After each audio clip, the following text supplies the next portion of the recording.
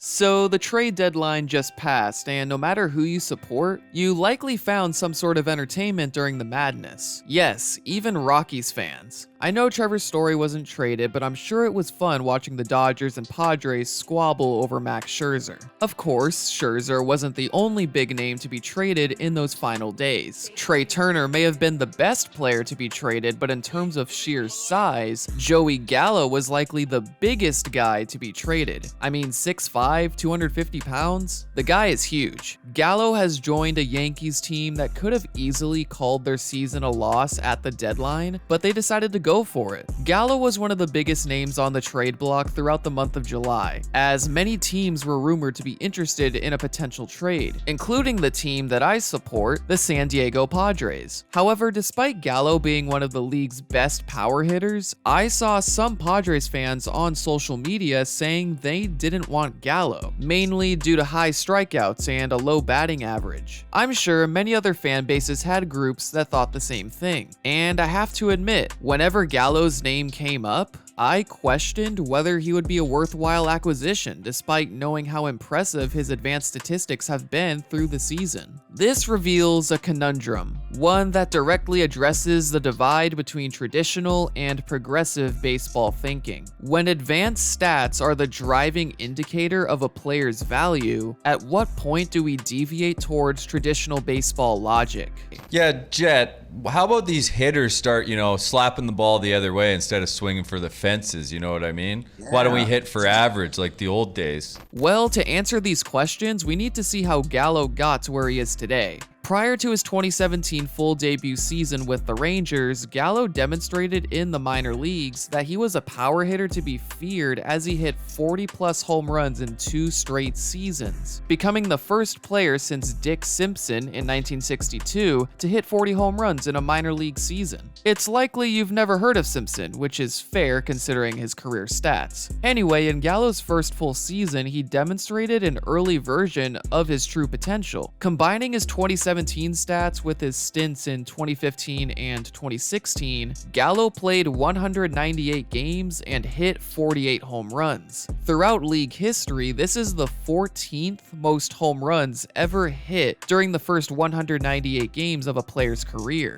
Interestingly, Gallo has the lowest batting average and second most strikeouts out of everyone on this list, but he also has the 10th most walks. This would be a precursor for what he's accomplishing today, but we'll get to that in a minute. In 2018, Gallo slightly regressed, and in 2019, Gallo's season ended at the end of July, but he was putting up some insane numbers. Gallo demonstrated what he can accomplish when he gets more base hits. However, in 2020, he struggled through the whole season. Although, to be fair, plenty of top-tier players struggled in the shortened season. And that leads us to 2021. As of August 3rd, Gallo has the second highest strikeout rate, he's first in walk rate, he's tied for 7th in home runs, and he is tied for the 8th worst batting average among qualified batters. Throughout MLB history, only 5 qualified players have finished a season with a batting average under 220 and an on-base percentage over 370. 3 of them were in the 1890s, and the other player was Jim Wynn in 1976. The difference between Wynn and Gallo is that Wynn walked more than he struck out, and his slugging percentage was lower than his on-base percentage, which certainly isn't the case for Gallo. In fact, between 2017 and 2021, Gallo has the most strikeouts of any player by a wide margin,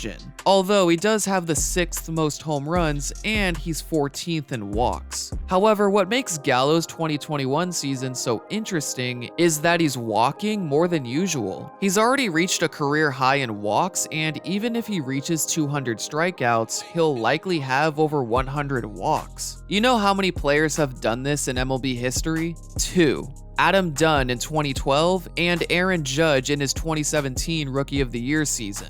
Real quickly, I need to mention a couple more tidbits about Gallo. I have to mention that he's grounded into only 9 double plays in his career, and he's hit only 1 sacrifice fly in his career. If I were to guess why, it's because whenever Gallo hits a fly ball, it's hit hard enough to clear the fences, and whenever he hits a ground ball, it's hit into the shifted infielder in shallow right field, so there isn't enough time to get a double play. For comparison, Gallo's new teammate Aaron Judge has hit into 53 double plays and 12 sacrifice flies in a similar amount of career games as Gallo, and even those numbers are small compared to the rest of the league. Also, I have to mention Gallo's value in the outfield. Not all power hitters are reliable in the field, but Gallo is not only reliable, he's one of the best defensive outfielders in the league. Among all outfielders, Gallo is second in defensive runs saved and 8th in ultimate zone rating. Don't be surprised if he wins a Gold Glove and a Silver Slugger in right field this season.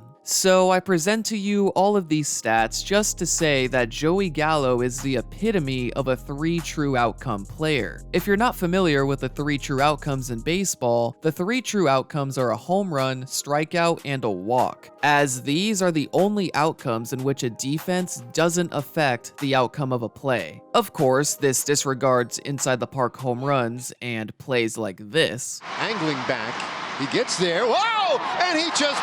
Canseco back to the track, look it up, it is off his head. But these outcomes are very minimal anyway. Gallo is the king of 3 true outcomes. He's very similar to Adam Dunn, but the main difference between these two players are the league environments they play in. League batting average has been on a decline since the 2000s, and it's currently at its lowest since 1908. Otherwise known as the middle of the dead ball era. The difference is that league-wide slugging percentage in 2021 is 100 points higher than 1908. Because, you know, dead ball era. Also, during Adam Dunn's prime in the mid-2000s, there were more extra base hits and less strikeouts. As the emphasis on launch angle and exit velocity continues to dominate the sport, we see less players hit for average as they would rather swing for the fences. It's just the more efficient outcome.